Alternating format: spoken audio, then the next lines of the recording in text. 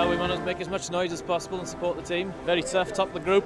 When you think we go back to when we were playing in front of 7,000 or 8,000, the atmosphere is wonderful. The boys will do it, I'm sure.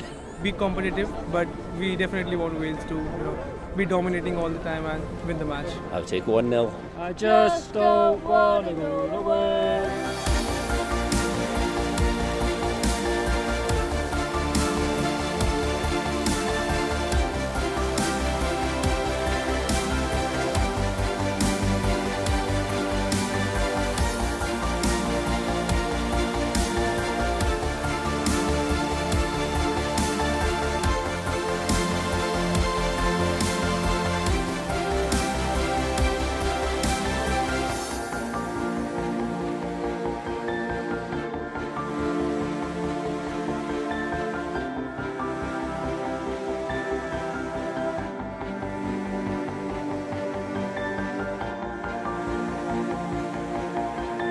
Shame about the result at the end. I think we deserved to win. Everybody was singing and clapping. It was very good. I was very impressed. Very impressed with Welsh fans.